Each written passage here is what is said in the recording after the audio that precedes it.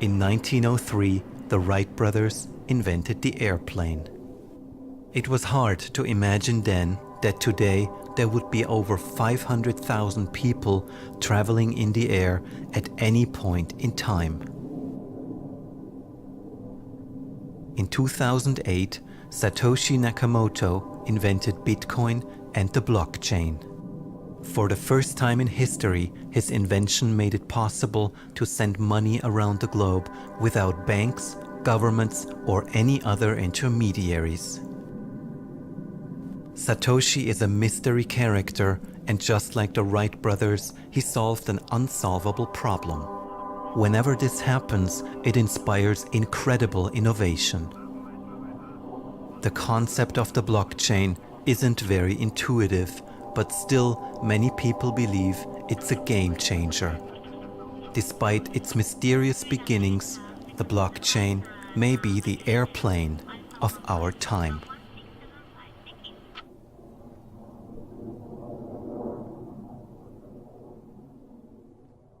I found out about blockchain first, as most people around that time were, through Bitcoin.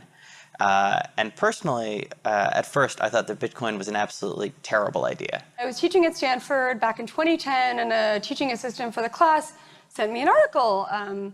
She said, oh, there's this really cool thing. It's open source money. And I remember thinking, open source money, isn't that cool? But it'll probably never work. I did what most people do the first moment they are exposed to Bitcoin. I discounted it. I thought this was silly internet money. You could mine it. It's like a golden goose. It took me about a year to really re-explore the technology. And so by 2012, I did what I tell most people to do today, is turn off your phone, lock your door, and study this technology for a day. It's the best advice I could give. I was on a sabbatical from work and decided I'd take a year off, live off some savings, figure out what I want to do. It was there that I discovered this little orange icon with a bee in the middle. I said, what is this strange thing? So I started looking, okay, Bitcoin, interesting. That was about 2012, 2013. And I haven't left the space since. I've just continued further and further down the blockchain rabbit hole, if you will. And I've been pleasantly surprised and had no reason to crawl my way back out and find another technology. There's a point at which it's almost like you can't stop. It just gets so interesting, and you're so fascinated by it, and you just want to learn more and more and more. And even, by the way, to this day, there are new developments. There are new ways of solving problems, new approaches, and it's very exciting to be in this world. It feels really exciting to be involved in blockchain. Feels like we're at the forefront of something that has at least the potential to transform our interactions between each other, between corporations, the underlying infrastructure of both the private sector, but also of government. For me, part of the fascination is that we don't yet know exactly what this thing is, and yet there was still lots of people gathering around it. I thought of it as like, a space rock that crashed on Earth, right? You'd have a bunch of people that gather around, and they're all pointing, what is this thing? You don't really know what it is, but it's still very interesting.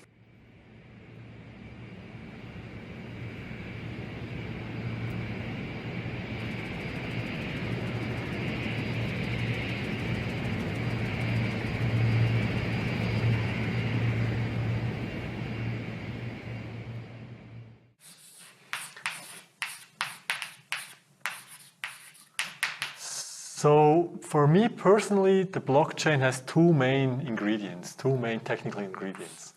So one ingredient is cryptography. And when I say cryptography, I really mean asymmetric cryptography. And the other ingredient is so-called distributed systems. But these are the two main things. If you understand these two things, then basically you understand all the technical details of blockchain or Bitcoin, for that matter. You have the ability to create records that are indelible. You have the ability to transfer value by making updates to those records. And you have the ability to automate updates to the records through these things called smart contracts. And that means potentially that you could transform the structure of financial services. Today, there are all sorts of institutions that exist to maintain sets of records, to be a trusted third party is the industry parlance for it. And that role is potentially fundamentally reshaped. Blockchains are networks. And networks that we see today, Alibaba, Airbnb, Uber, those are interesting networks, but they're centralized networks. Here, you're going to have networks that are decentralized, that are working more on as a cooperative. I think some of the challenges will be what are the economics of those networks, what are the economics of certain blockchains versus today's discussion, which is all about the technology. I think tomorrow's discussion will be about how do you build network effects off of these new railroads. And what's especially interesting for me is that it was a grassroots movement from the technology sector, not sort of the movement of established businesses trying to get in to find a new selling point. It's really a bottom-up movement from us geeks. It's one of the most amazing things in science that happened in the last 100 years, that this thing is actually possible, that you can digitally sign transactions or other kinds of information so that you can prove to people that you actually signed this. It's much more secure than these, curvy, wriggly signatures we usually use in our everyday life. And it probably will replace those things soon enough.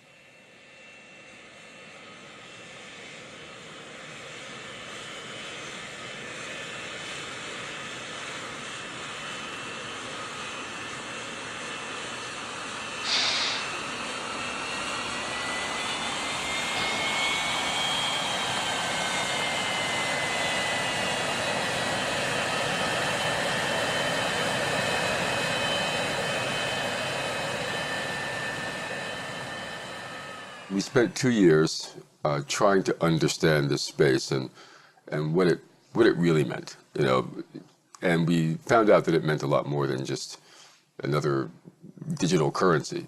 It actually, as the blockchain became more influential in our thinking, we began to realize that it was a profound shift in how the internet could be used to create new forms of value, and how it could be used to enfranchise, and include people in global finance. We've had the internet for years now, and on the internet, still nobody knows whether you're a dog or not. Identity fraud is completely out of control, data breach. So, the area where we need some new thinking is in the sort of in the identity space. And so maybe the technology brings something new into that space. And we need it fairly quickly, because we haven't fixed the identity problem for people, but we're about to put 10 billion, trillion, gazillion things on the internet. We can have a trust relationship without really having ever met each other or having done business at all with each other. I think that's fundamental, one of the fundamental things. Security is another. Blockchains are military-grade cryptology, and they've never been cracked. It isn't, when you hear about hackers, stealing Bitcoin or whatever, they're not stealing from the blockchain itself. They are stealing at the point of entry, at the wallet level or at the browser level, and they intercept those messages. But the blockchain itself is very secure. The Internet of Things will probably be the best test case for a lot of blockchain technology. Because if we're going to have millions or billions or trillions of Internet-enabled devices doing everything from driving us around to managing our affairs to monitoring our health, they're going to need a way to move and store and manage value and data that has value in a way that's secure and private. And right now we don't have that. And I'm concerned about the ubiquity of data and how it flows in and through internet-connected devices. I think with a value platform like blockchain, we can at least address some of these problems and maybe even create new opportunities.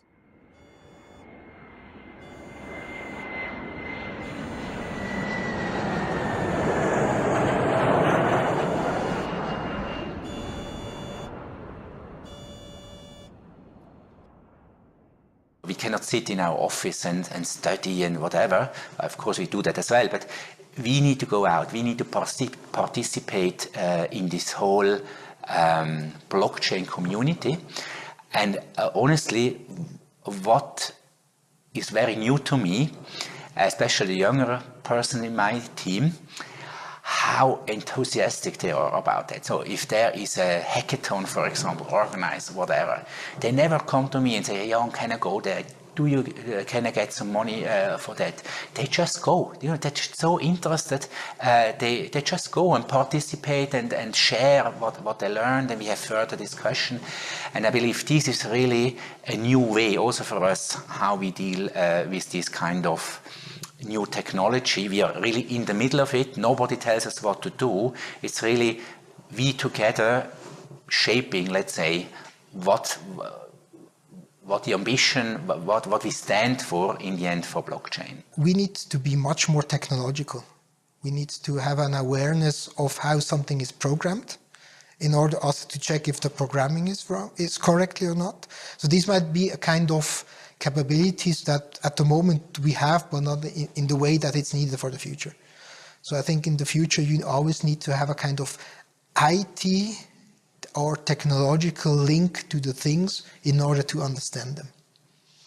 Otherwise you always need your IT guy sitting next to you, helping you in the understanding of the problem. This is not something that's going to impact one or two industries. It's going to affect every industry in the same way that the internal combustion engine affected almost every industry, the same way the internet affected almost every industry, the way the steam engine created new industries. So this is one of those big generational technology shifts that will require a concerted and focused response. Otherwise, you'll miss the boat. And I think we are all also in the financial service industry trying to recognize that we don't have to be defensive of that, but we rather have to embrace not just this technology, but this enabler that it brings us to actually access a vastly underutilized or undiscovered market that we have to really do business with on an eye-to-eye level. We talk to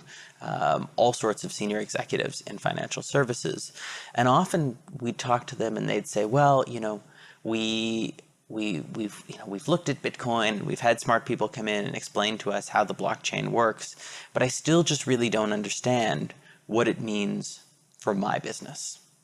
And I think that makes sense in a way, because if you think about an iPhone, for example, what's really important when a new iPhone comes out?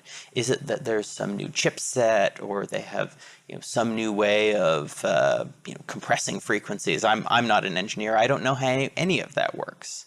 What matters to people is what they can do with the technology. Of course, success is in no way guaranteed. One day we may look back on this and say, oh, wasn't that great? But if you ask me, I think there's undoubtedly a huge amount of progress that has already been made, and there's something here.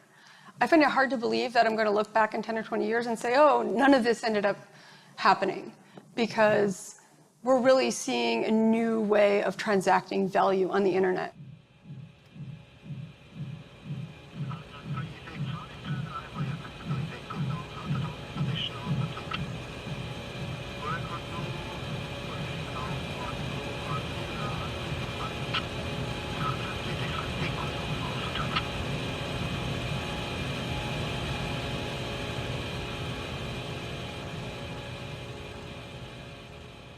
I know how big financial institutions work. First of all, they're not going to run out and do something reckless with technology. This is people's money and livelihood that they're working with, right? So these are slow upgrade processes. These systems, once they get implemented, will run in parallel with the old systems for a while before you have a switch over to the new one. That's standard in technology upgrades. So I knew this was going to take time. But yes, sure, there are antagonists. There are players who are threatened by their business model. It's the AT&T, Verizon, Kodak analogy again. Their business model is threatened by this. And of course, they're going to do things to try to slow down and water down the transformational networks that are being developed. And so there's a game theory approach to how the technology is being rolled out in the markets, for sure. we made different roundtables here in Zug after the start of this Bitcoin experiment. And for example, we invited banks which are living here in Zug, people from Zug, bankers from Zug, and we tried to connect them with people of the Zug crypto valley. And okay, they have been talking together, but these bankers were not so very happy. Okay, they said there are different things with law, and it's not so easy for us. But it's also a question of attitude. I think it's the same thing as for our city, for our administration. The banks have to get ready. And I know that in a way they are defensive, but on the other hand, they have, in research, they have made teams which face these questions. And maybe they are waiting a little bit now, but they can't deny it, I'm sure. I think there's going to be a lot of disruption, a lot of revolution with respect to blockchain-based technologies. And what that's going to drive is not necessarily banks worrying about other banks being competitors.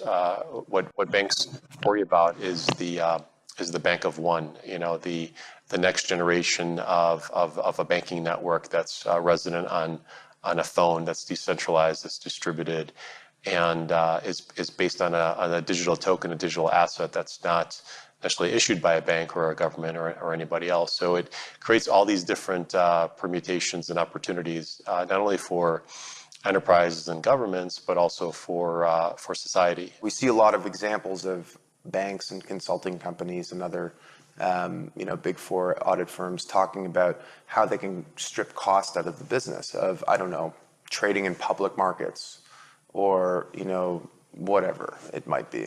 But if you take the example of public markets, how can you cut cost out of a market that doesn't exist in the future? What if the trading of securities happens peer-to-peer in the marketplace that doesn't have the traditional intermediaries of exchanges and brokers and agents and escrow agents and clearinghouses and all these other parties that we rely on?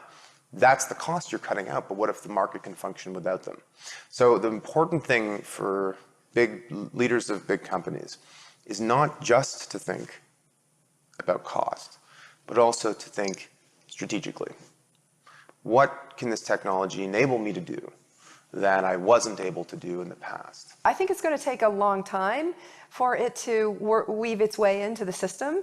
It may take a normal tech upgrade cycle for it to fully weave its way into the system, but I've said publicly, I think within 20 years, that financial services will be just software.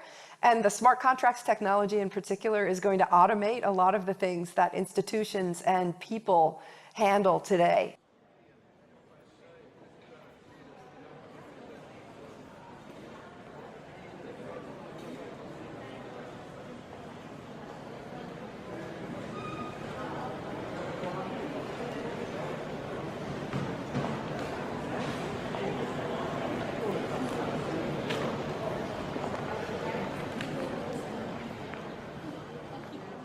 74% of the world's population, according to the World Bank, does not have access to basic financial services. In my home country, in the United States of America, which is one of the most wealthiest countries in the world, about 50% of the population does not have access to basic financial services, including bank accounts. There's a huge amount of people around the world that don't get to experience and be a part of the global economy because they don't have access to the financial system for a variety of reasons. I do think this technology will lift a lot of people out of poverty, but will also be an inclusive technology that allows more people to engage in global commerce. You know, I don't like to think that we're creating so much prosperity for the less than 1%. I like to think of purpose-led businesses. And by the way, that's the trick, I think, for large corporations, is to understand that the cost efficiencies of embracing this new technology will potentially widen their accessible markets at a cost that's reasonable. And that in itself will create prosperity in different areas. Something that I think we should think about. Pretty soon, when smartphones can be had for less than $5 each, which is right around the corner, nearly every person living in poverty on Earth will have access to a smartphone and be connected to a network. That is game-changing in and of itself. When you have digital wallets on these phones and you have the ability to trade assets, we're going to answer that question, what happens when everybody has money? Because capitalism itself has thrived in some areas by the natural exclusion of others from markets. It actually uses that scarcity principle as its driving basis. So what happens when money is not scarce? We will look at people and say, okay, what is the things that I cannot do, and that we can, join forces. Much more than today, where we look at people and say, okay, how big is your car and how much money do you have on your bank account? So I believe that the future will be even more human or humane, than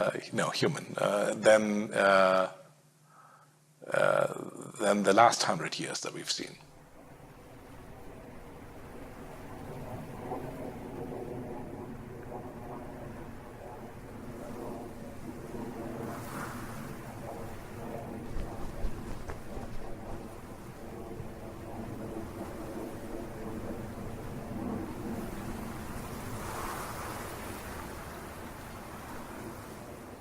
So I don't think blockchain is a revolution. I think it has been done forever, like for 40 years, which is really forever in computer science in my domain. So both parts, both ingredients, the security and the distributed systems, have been around since the 70s, basically, since the early 70s. And this is not a revolution. But the revolution, in some sense, or the evolution, is that that jobs will change. That's something I believe in, that jobs will be, digitized in some sense. Computers will do a lot of the manual labor that we still see in this kind of service domains today. It's called the fourth technological revolution, and I think we are at the beginning of such a revolution just now, and that's why we don't close the eyes. And some people say, okay, there will be much trouble, people will lose their work and everything, jobless people. And I'm sure it will happen, but it's better we face it than we deny it. Offshore working or automation or robots, are they threatening our work? And it's a real life question when your own son, who's prepared to go to get an advanced education, asking you that question.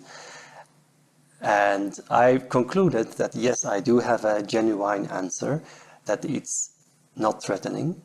It is forcing us to think a little bit different, but if we do it smarter, we actually give also the next generation a great new opportunity to actually reinvent why they get up every morning and why they go to work, and make sure they really make best use of the degree they studied for and the things they really want to do in life. I want to make the world better, just better.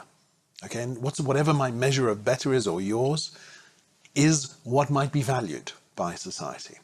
But the other thing is this wonderful opportunity to create a little bit of prosperity, because what prosperity offers you is independence. We don't have to have people who are living in squalor and simply, fighting for a handful of rice every day. There's too much. There's too much in the world to live like that anymore. And I think that certain countries, I think even certain corporations are beginning to understand that. And certainly this movement, this blockchain movement, is the technology underpinning, the technology part of that mindset which exists offline as well. The idea is out, and if it's not being realized here, it may be realized there, or even in the internet, uncontrollable. So Bitcoin is here. Bitcoin is here to stay, and it will become bigger and bigger, as the blockchain, of course, as cryptocurrencies, as the possibilities which are connected to the blockchain and cryptocurrencies. That's out of the box. And the whole system does not need any government. It exists it works. It's like a computer network surrounding the world. And you can say, okay, we don't want to be part of it. So be it. It's here, and it won't go away.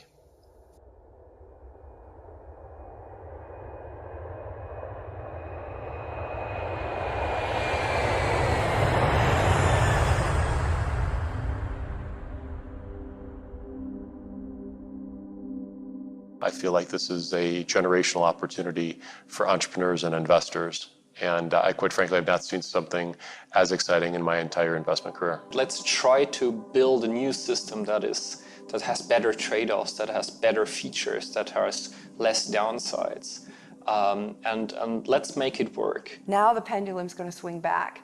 And what that's going to do is, frankly, make confidence in capital markets higher. Blockchain has enormous potential implications outside of financial services. And we might even actually see the full-scale implementation of some of those more real-world applications leapfrog financial services. This invention, when it came up in the 70s, this is really one of the totally groundbreaking ideas, right?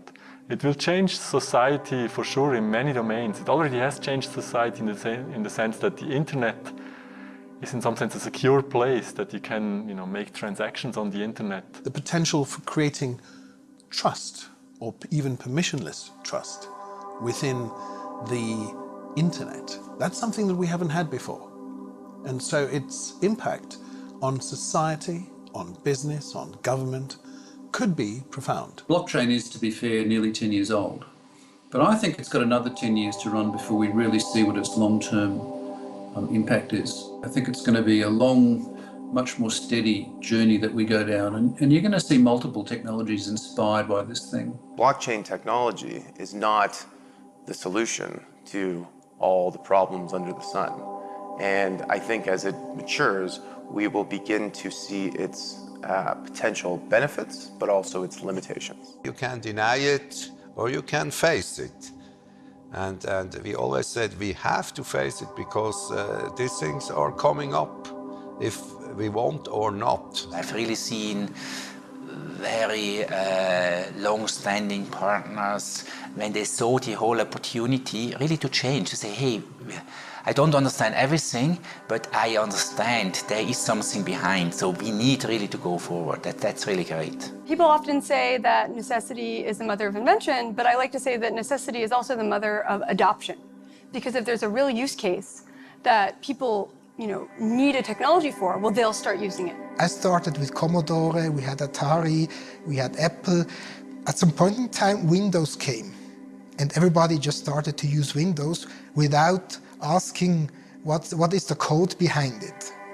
What is the code behind moving the mouse? We have a whole lot of possibilities. Everything will change. It's like, in my opinion, the possibilities are endless, and it reminds me a little bit of the situation as if we all of a sudden have two huge inventions or three inventions in one moment. We actually are living a very interesting window of opportunity, and I'm surely very, very excited to fully embrace that.